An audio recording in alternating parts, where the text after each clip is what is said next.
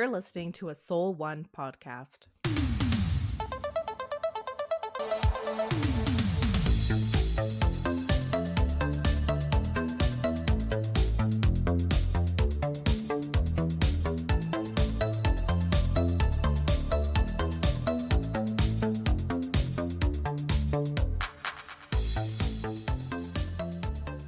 Well, I've got to get creative this week in how to talk about my movie because there's definitely a thing I don't want to talk about because I didn't know about that, Taylor, going into seeing my movie. So I was completely surprised and it added to my viewing experience.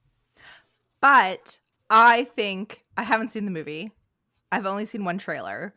I think I know what the spoiler is. So you're saying it's not in the trailer that you saw. That's what's confusing to me. I saw an early trailer that was not the most, because I did okay. some research on this, and yeah, people were saying the second trailer kind of gives away the thing, but I didn't know till after. Like, I didn't know till after. So this is what we're going to do. So I saw the movie Sinners, and today, instead of talking about the thing that it is, we're going to call it ducks. Got it. So every time I refer to duck or ducks, that is the thing that I'm gonna, not gonna spoil. So that's how we're gonna do it. So to me, it's kind of a cool way to kind of dance around it, Like I'm gonna call it ducks. But the duck that I said before we started recording, that is the thing. That's what a duck is. Yeah, that is what a duck is. And it's just I didn't know the duck was gonna be there, and when the duck showed up, I went, "Wait, what? Yeah. Wait, what kind of movie is this?" This is the case of knowing. Well, I think in every movie this should be the case, but knowing less is better going into this movie. Less is more going into this movie because, and I'll explain that once we get to my review of it. I'll explain why. But essentially, I really thought this movie was just kind of brilliant in a lot of ways, and not knowing that there would be a duck and then other ducks made me go, "Oh, I didn't know. I didn't know it was a duck movie." I think it's getting good reviews. Yeah, I mean, Ryan Coogler is the director. He did the first Black Panther. I think he did the second Black Panther movie too, actually. And he always works with Michael B. Jordan. That's he's like if you've seen a Michael B. Jordan movie, it's probably directed by Ryan Coogler. Like it's that kind of relationship. But Michael B. Jordan was good in it. That we're going to talk about it later. But yeah, it definitely. The duck caught me off guard, I gotta say. I did not think I would see a duck in this movie. So good job on the movie, I'd say, for kind of Can you tell people what genre it is? Well, is that also gonna ruin it? But that's what's interesting about it. Because the beginning of this movie, it feels like a period piece from, I think it's like 1932. I think it's like the 30s, and it feels like a period drama. But then the duck shows up, and it questions the whole. Like, to me, this movie's 4 genres in one. And kind of a thriller, kind of a period piece, kind of a duck mystery. Movie. Yeah, like it's all those things in one. And normally, halfway through a movie, if there's let's say a tone shift, sometimes that I would say more often than not that doesn't work.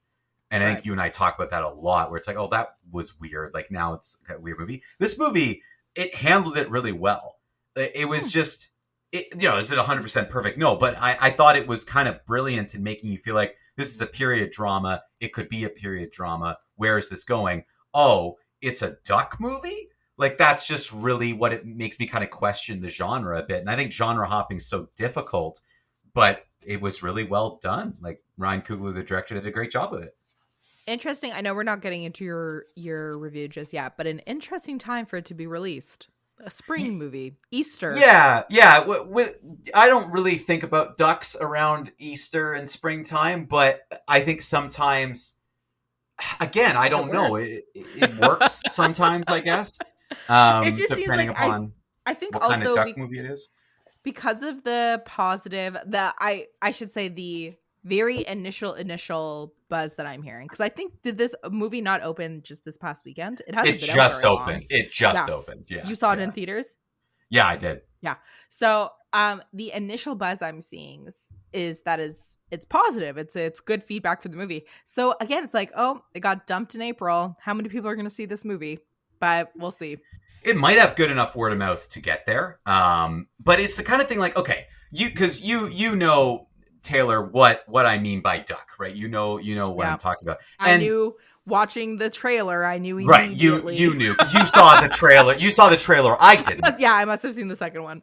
The like one criticism I have about this movie, and this is going to make me sound like a prude. Usually, you come off as a prude, Yeah. Taylor, but there's like this. There's certain kinds of duck movies where you're like, there's often the sexy duck movie Yeah. where like ducks are inherently sexy. Like that's kind of the idea. This movie like really shoved a couple things in your face about sexy ducks, and I was like, okay, like fine. We There's don't need nothing it. wrong with that, but like you don't have to like smack me in the face with it as much as you're doing it. Like this movie was so much better than Sexy Ducks that I thought like you don't have to do this. Like That, you can do other that things because my you're a better movie than this.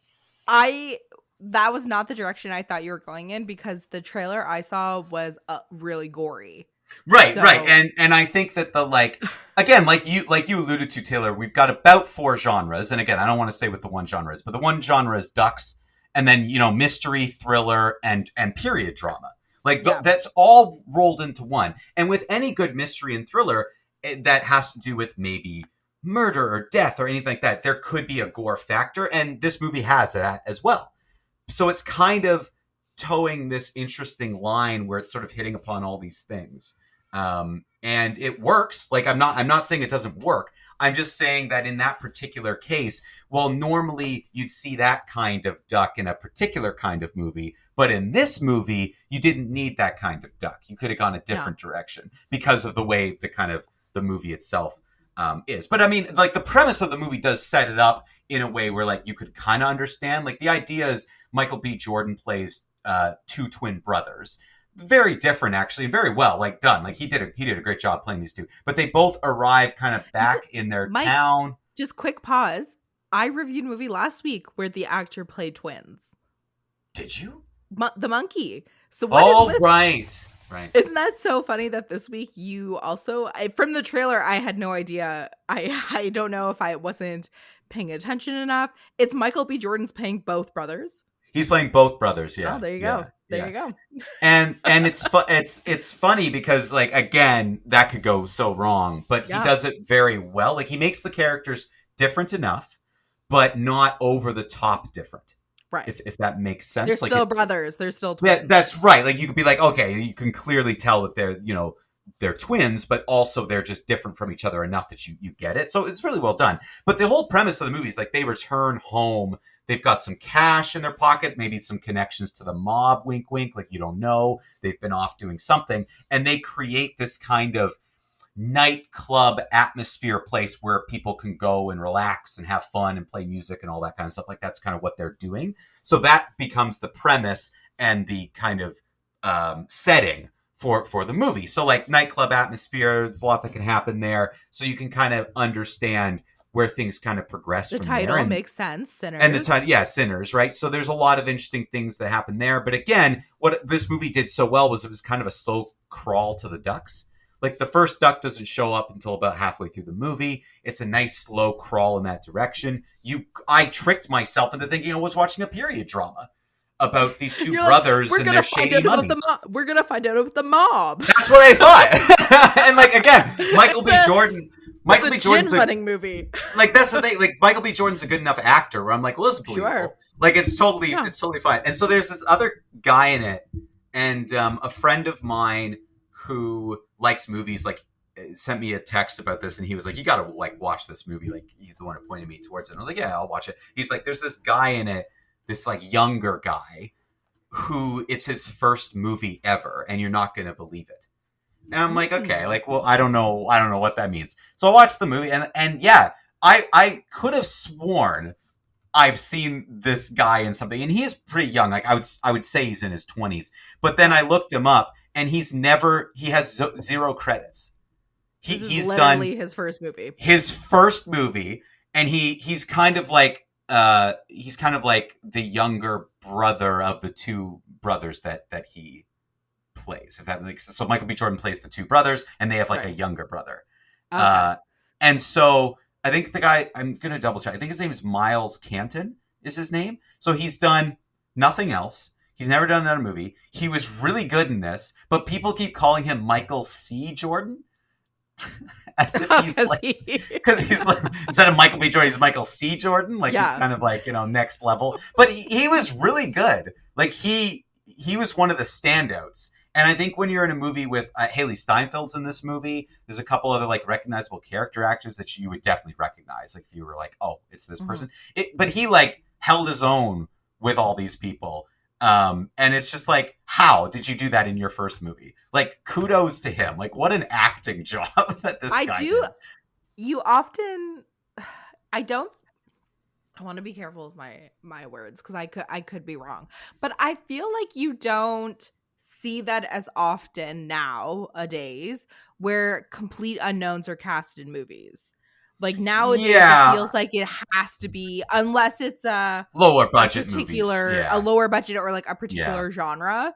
Like I'm thinking horror in particular. Often you wouldn't have like A-listers. But even now, increasingly, you go to see a horror movie and it is an A-lister in the movie. You didn't see that in the 2000s. No. And I think it's, also the genre has gained, I think, more respect. That's true. Than it did. Like there are franchise horror movies that gained a lot of respect. Sure. And like I know we both like this, so it's a little biased, but I think The Conjuring did a lot as well to like gain. And that, like, Ari Aster that people love. Yes, Midsommar and stuff. Midsommar, like you've got these directors who people want to work with, who start doing like these kinds of genre films, and it's like, okay, good.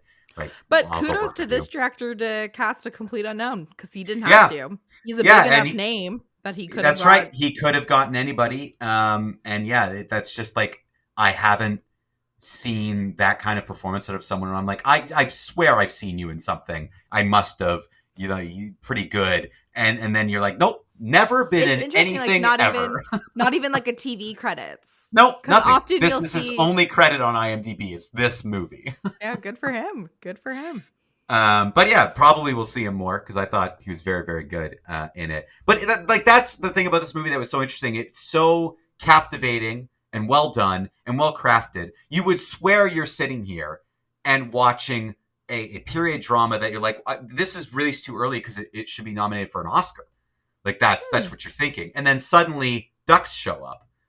And you're just like, what is happening? It reminds me of another movie, Mike, that I can't list because it would be too much of a spoiler for our listeners. But it reminds me of another very similar, you think the movie is one way, and then all of a sudden you're like, oh, it's a Ducks movie. Okay.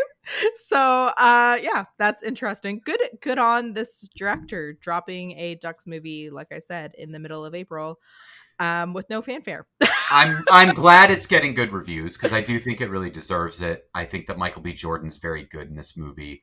I think that the direction's really well done. Like it deserves credit. It does open up an interesting conversation about trailers, and we've talked a little bit about this before, especially with the trend in musicals, how trailers will not show musicals being musicals whatsoever, and how the trailer I watched for this movie is completely different than the trailer you watched. And for me, like the trailer I watched, no mystery. Like that element of like, obviously you can tell it's a period movie based on their costuming. You don't know. It seems like maybe they were from the trailer. You'd think they were maybe mercenaries in a war and then they've come back home. Like you're not really sure, but like there's no mystery per se, and it just goes to show how whoever's responsible for making trailers doesn't trust the audience. Like in the first trailer, they definitely were giving the audiences the benefit of the doubt. And you might not know the answer to this, Mike. I know that there's companies that make the trailers. Like it's not necessarily the studios that are making the trailers. Yeah, like that's it's true. Companies that cut the footage together. But would the studios or the directors not have a final say for the trailer? The directors don't, but the studios do. So once a movie is complete, most directors don't have final say on marketing or any say whatsoever. Like that has nothing to do with directing a movie or really anything. You do not have any say on marketing. Now, some directors are more powerful and they can get, I think, their own team to do it, or they're heavily involved, Sure. but it's a producer's job to do marketing. So yeah, I think that it's definitely something that the creative team behind this movie had no say in. And I do think anyone listening out there who sounds kind of mildly intrigued by the movie, I would not watch a single trailer, and I would just go Yeah, and see don't what read the ducks are. Yeah. synopsis. Yeah, don't read the synopsis. Don't even look at anything. Just go in knowing that I don't know what a duck is, but I'm going to find out. Because it enhanced the viewing experience for me, not knowing what was coming going into it, and I thought it was well handled and well done. It's a case of and again, I want to be I don't want to feel I don't want people to think I'm spoiling it, but the the the don't show like that, sometimes it's scarier to not know what the big bad is. You know Yeah, what or I like mean, right? the because even from the first trailer, I knew something happened Yeah, something's to afoot. cause something's, but I don't need to know what the something is. You've Yeah. captivated me with the atmosphere. And yeah, I agree with you. I think people don't trust audiences or trust the movies. They don't give people the benefit of the doubt. So I think I would go into this movie blind because, I mean, Taylor, we basically just did my review. So I'm giving Sinners a see it. And I highly recommend people don't do their research on this one. Just go see it. It's definitely not like a movie for kids or anything like that. But I think it's a fun, interesting drama. It is intense at times. But I do think at the end of the day, it's a worth watching kind of movie. It's well crafted. It is interesting. Not every movie's for everyone. But if you don't know that ducks are coming, it makes it all the better. Thinking, what is going to happen? Like, what is this? How is things going to go? I forgot in this movie, like 30 minutes in, that something happens because I just was so into the story. You were just along for the ride. That's right. I was just like a good story should do. And then when ducks showed up, I went, what? What is going on? It's pretty rare these days to watch just like original IP, like a riveting story that's not connected to an overall universe. You can just drop in. It's very rare. And it was a rare break from the monotony of my life. So I thank this movie and I thank Ryan Coogler for reminding me that I can think thoughts and feel feelings again. It was fleeting. Okay, it didn't last. But while it was happening, Taylor, it was quite enjoyable. I would assume that you're feeling feelings while directing your show, but just not good feelings. No, I mean, it's actually important to stay as neutral as I can when directing, to stay very to stay just very like you don't want detached. You don't want to love what you're doing too much because then you won't be critical of it. You don't want to be too critical of it because you don't want to over direct. So there's this like middle ground that I have to stay in where it's kind of a neutrality where I have to push sometimes, I have to praise sometimes, but you really have to stay neutral because I want the show to be the best it can possibly be. And you can't allow yourself to get too into it on both the positive and the negative. So that's, I could never be a theater director. It's really tough. I'm way too invested. I don't recommend it to I would over direct. Choose any other career path in life. Choose any other hobby in life. Never do it. You're in too deep, Mike. It's hard to. Can you tell the show opens next week? Can you tell?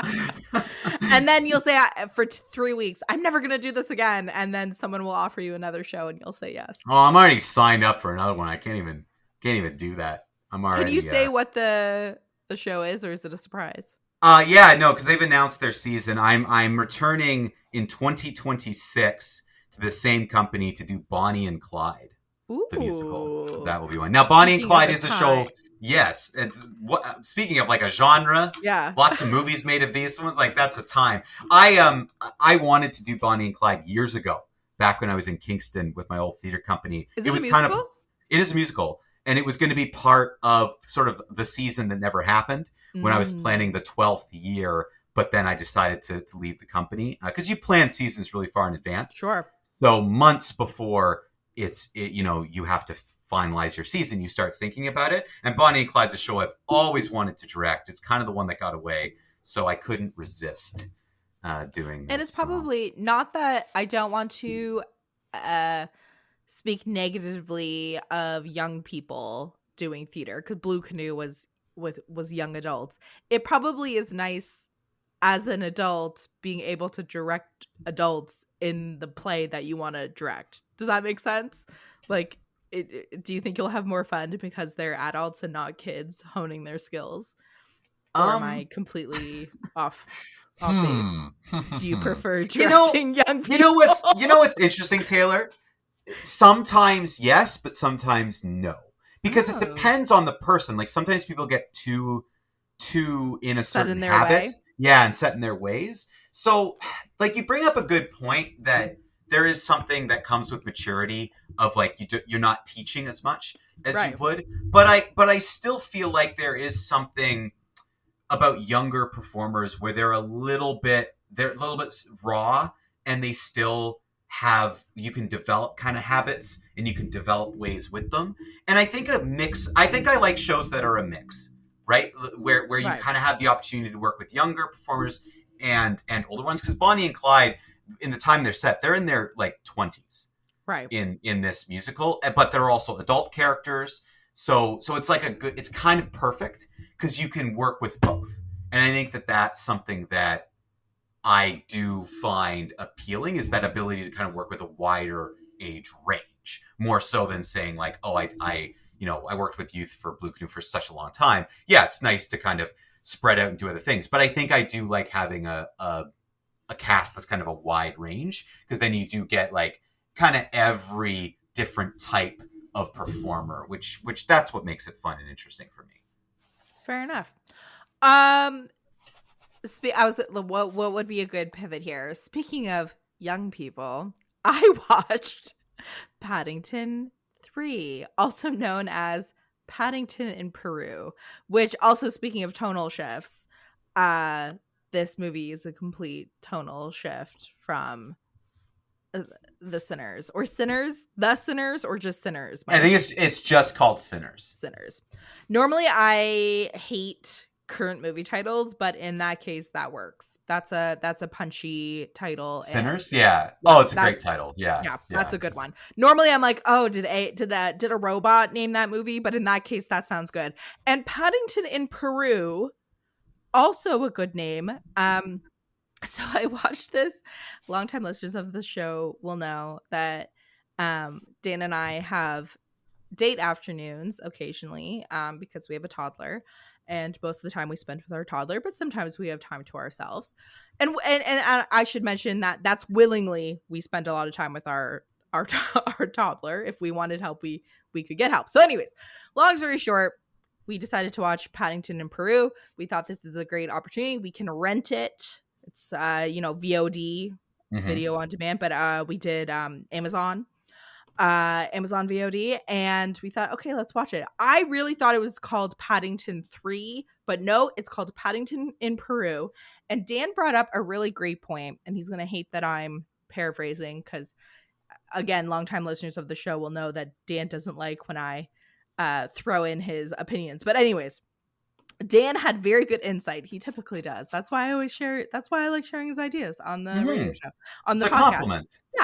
Yeah. He said this movie, it was good that they called it Paddington in Peru and not Paddington 3, because even though it like falls within the Paddington world, it's different enough that it Mm. feels like its own movie. Does that make sense, Mike? Like, even though it's part of the Yeah, franchise, yeah. it's nice that it's like kind of on its own. Which is, I think, the best way to do these kinds of movies, where you have kind of multiple stories that you can do in the franchise. Giving them their own titles and making them feel like their own is a way for it to be sustainable over a long period of time. Because you I could think, just go back to Paddington in Peru or one of the other ones and like yeah. not missing anything. It's just like So the next story in a book series kind of thing.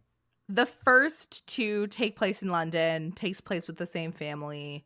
And then the Paddington in Peru, obviously by the title, the family is kind of like plucked out of London and they're in Peru, and Mm. they're kind of on an adventure. There's always kind of an adventure in all of the movies, but like the adventure is very much tied to Peru in Paddington 3.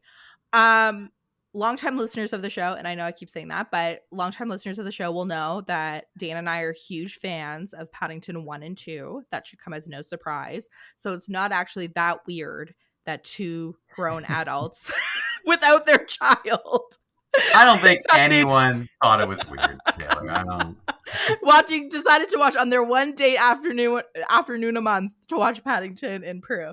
So Do you remember the day I went by myself to the movie theater to watch Clifford the Big Red Dog? Yeah, but you were forced to do so by vote.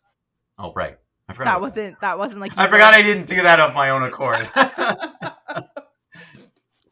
So the premise of this movie, so if people I will explain the Paddington universe to people who live under a rock. So if you haven't seen the first two Paddington movies, pause this podcast, go watch them because they're pretty much flawless. I think they have like 99% on Rotten Tomatoes. They're considered very good movies.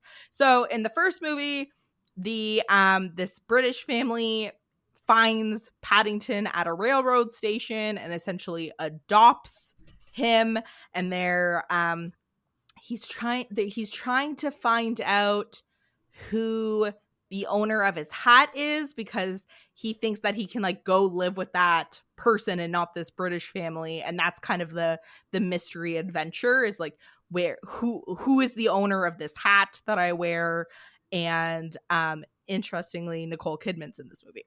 Then the second movie is Paddington's trying to find and I'm not going to remember this correctly, but it happens in London again.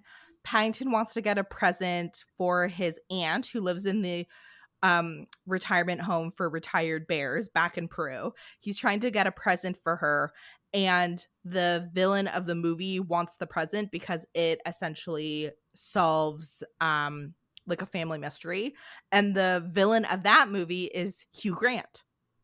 So if you guys are not intrigued yet, I don't know what will intrigue you.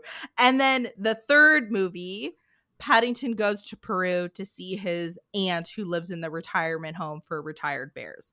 And Olivia Colman is in this movie, and Antonio Banderas is in this movie.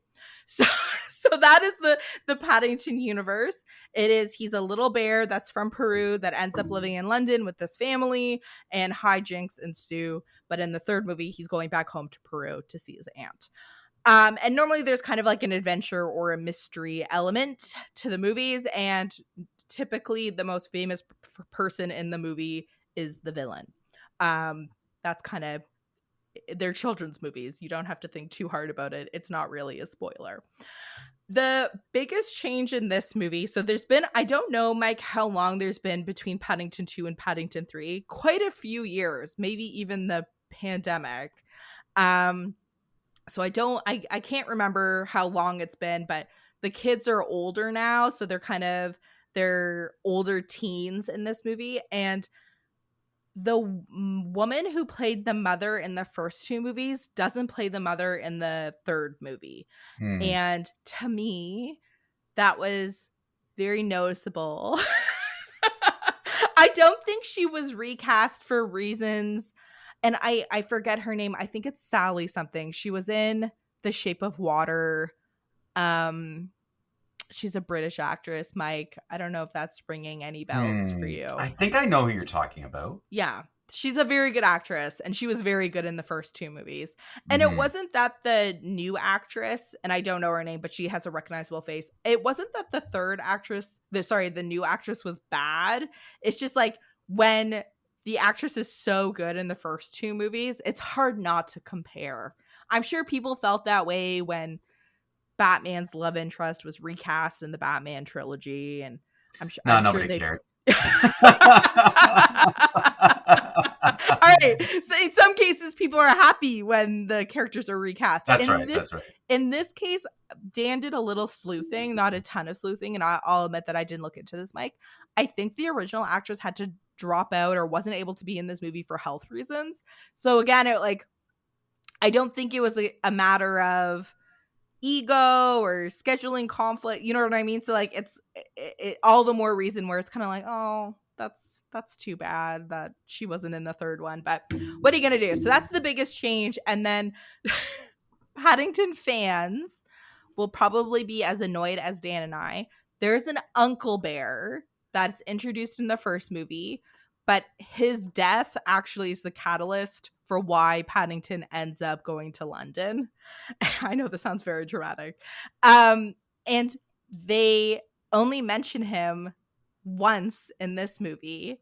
And it's like, have you forgotten about the uncle? This is Uncle Erasure. Like, there's like flashback scenes, Mike, where the aunt is shown with Paddington, but not the uncle. And you're like, the uncle would be there. And so Dan did a little bit more sleuthing. And apparently the voice actor who voiced the uncle has since passed away. But again, like, there are many ways, especially because the bears were animated. He doesn't have to talk. Like, you could just show him. Or there's like a photograph of the ant bear with Paddington.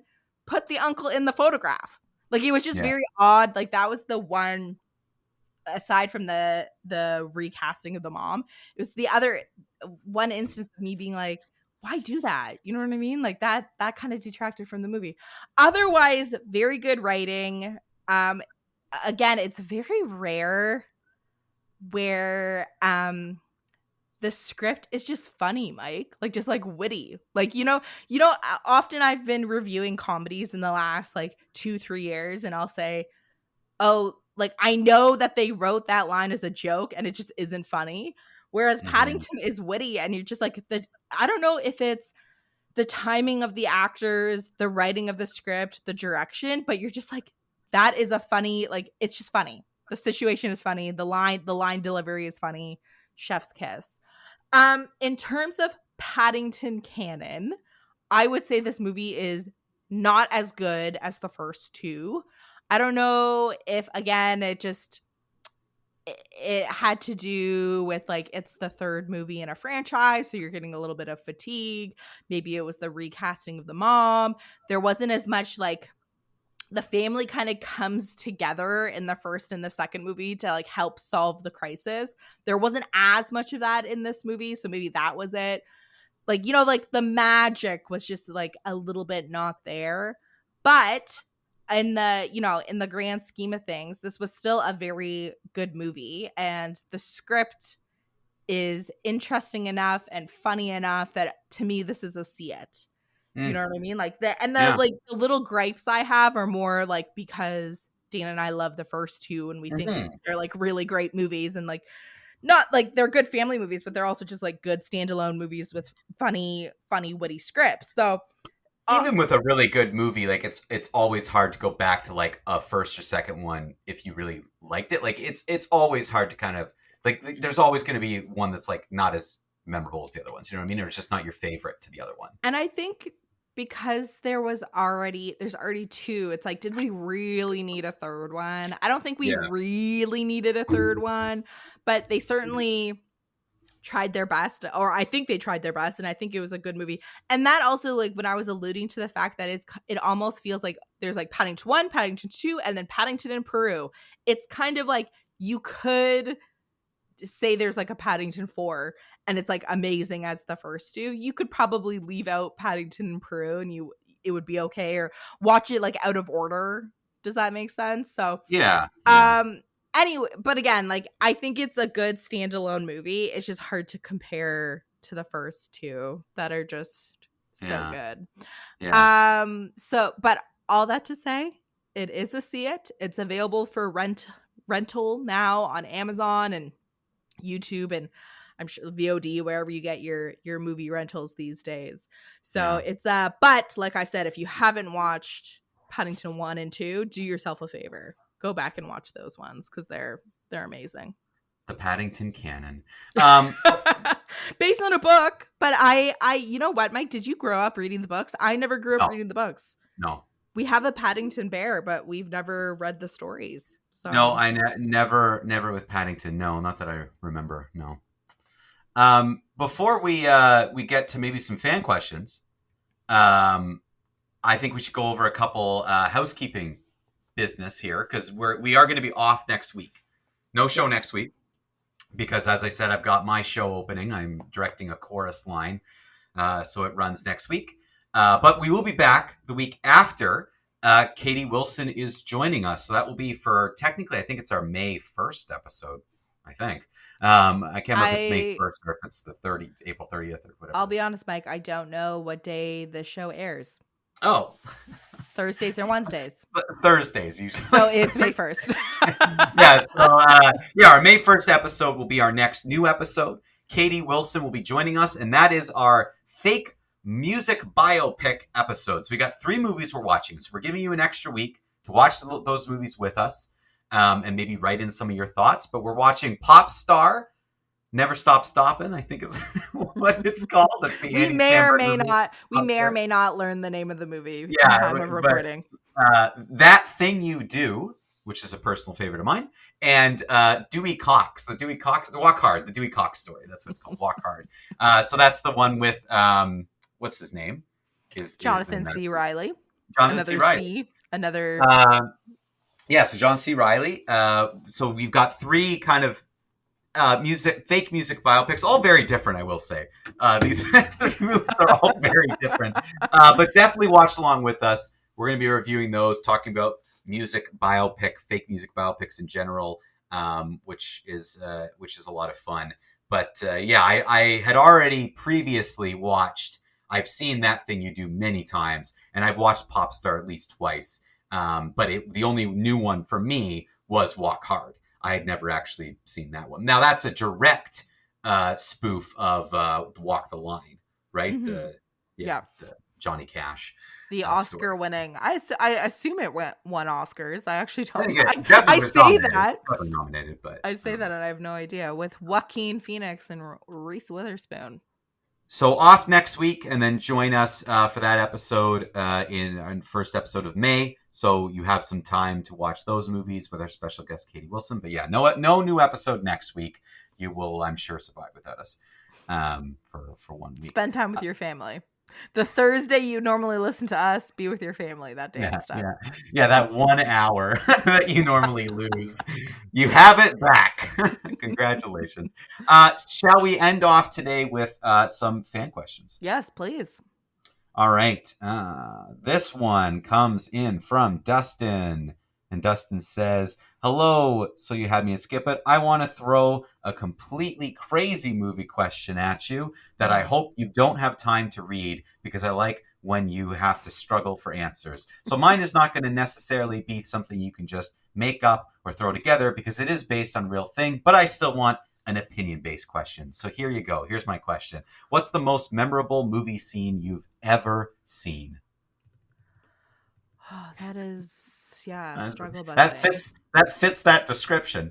Yeah.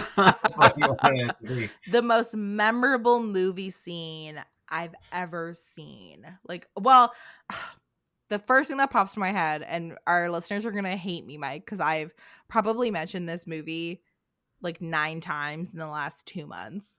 The scene of the old woman crawling underneath the house in The Visit. Oh, The Visit. Yeah, I was like, which movie that you mentioned a lot are you going to bring up? Yeah, The Visit. Weirdly, The Visit keeps coming up because it might have been last week or the week before, someone asked about the movie with the twist that is most memorable, and for me, that was I listed that movie, but just coming off the top of my head, because the question is, what's the most memorable scene? Memorable, yes. So there's that one. That's that pops right into my head. Her fast crawling underneath the house. Ugh, disgusting. My worst fear. And then the singing scene from, and I haven't mentioned this movie in a dog's age, but it deserves its own shout out because this movie is amazing.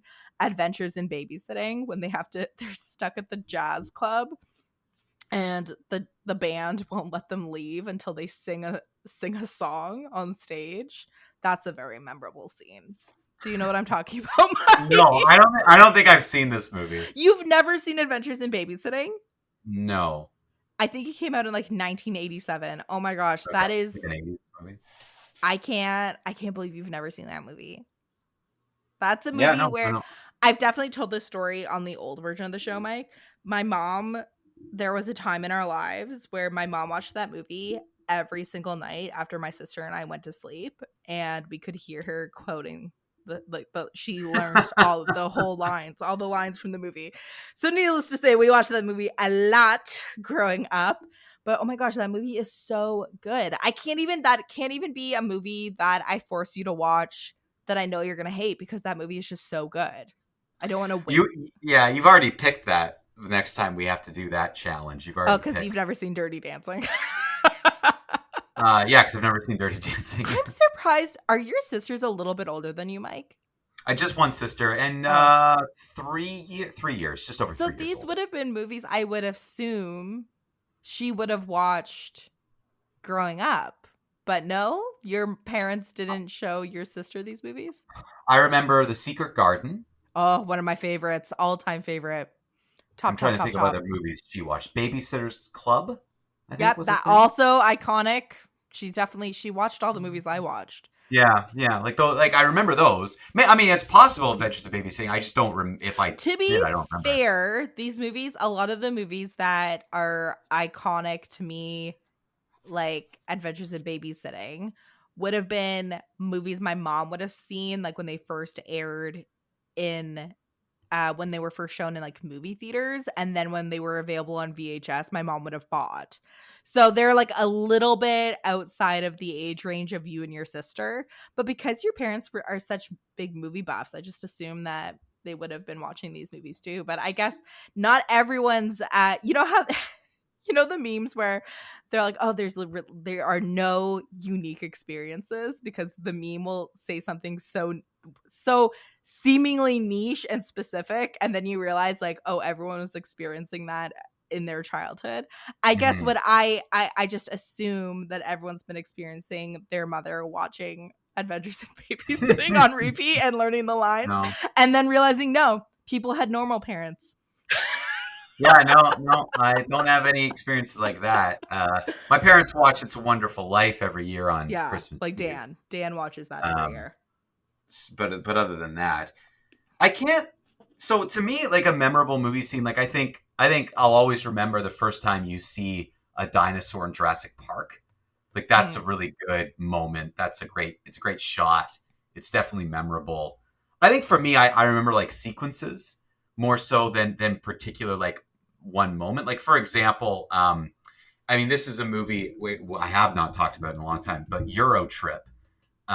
There's the scene at the party when the band comes out and sings "Scotty Doesn't Know." I think is one of the most memorable, funny Is it an elite? sequences It's I've like a seen. pretty serious actor too who plays the Matt Damon. yeah, Matt Damon's Yes, yeah, weirdly no. the lead This singer of the movie, band. this movie has a lot of cameos of famous people, and like, I mean, the kid actors were relatively unknown at the time, but it was a lot. I don't know what this director had on people, but like, there were a lot of people who were doing whatever her name is from Smallville was on Smallville at the time, big TV show, did this movie, and like she played the Fiona, the girl who Like comes up with it. I don't want to spoil too much because we're gonna get into it with our review with Katie.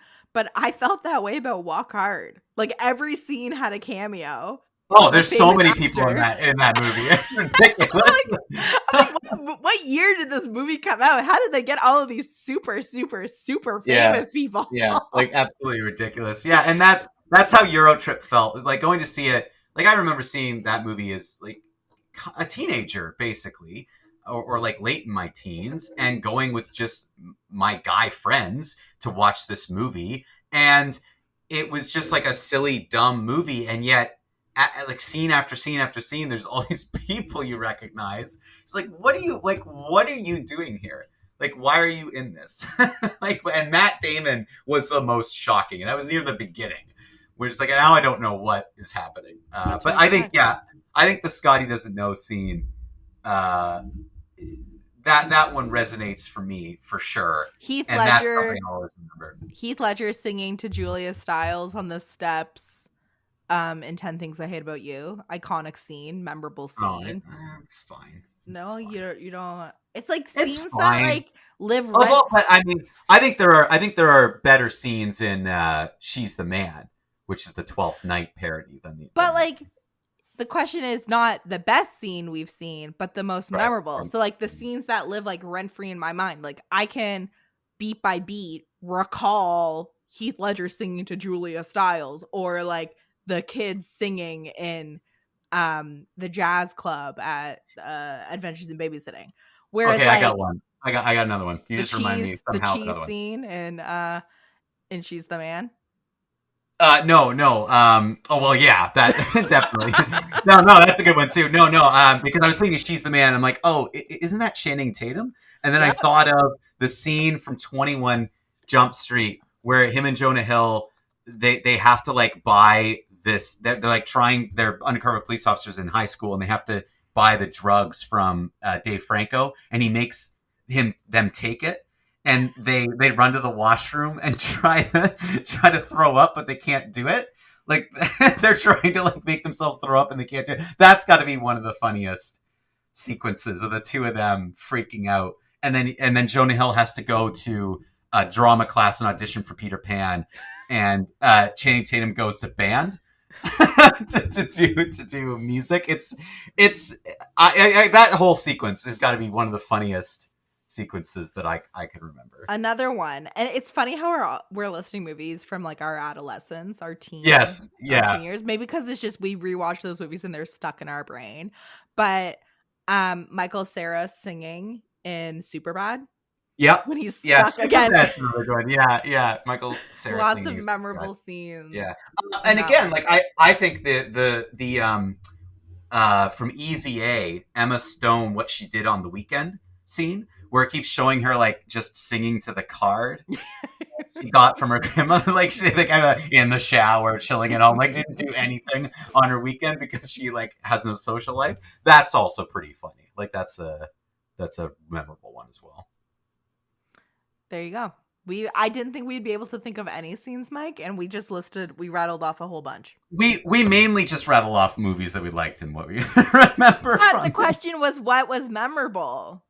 Like those are the scenes, like that's what you're gonna remember. I guess like you could say like what is the most traumatic scene, or like the like the twist, or but like those aren't the things I remember. It's like the funny popcorn movie that I watched a million times, and now I Yeah. remember the dialogue in my head. Yeah, Like, that's yeah, what's like memorable. yeah, like I think there are some things I remember because of the quality of it, but I Sure. agree with you. I think for the most part, the most memorable scenes that always pop into my head are funny and enjoyable, and you like remember the laughs, remember that like those are just the ones that make you feel good. Like it's remembering those. Like we didn't even like talk about Anchorman, which probably has like the 25 of milk them. scene. Oh, that's So like that. hot. Why am I drinking milk? The fight, the whole battle with all the news agencies who keep showing up, like that's always going to be memorable. There's many from the other guys, Yeah. like that are memorable. Then them going to Jersey Boys, like that whole sequence, getting tricked into going to Jersey Boys, like that kind of stuff is always going to be funny. So there you go. What was it? Who wrote in? Dustin? That's we Oh, just I gave you. closed the window. Oh well, you just gave us we just gave you a whole bunch of movies to watch, all of them varying in quality, but funny. Most of them funny, I would say, aside from The Visit and the scary old woman fast crawling underneath the house, Mike. Oh, nightmare fuel. I was trying to think if I had a An horror movie equivalent.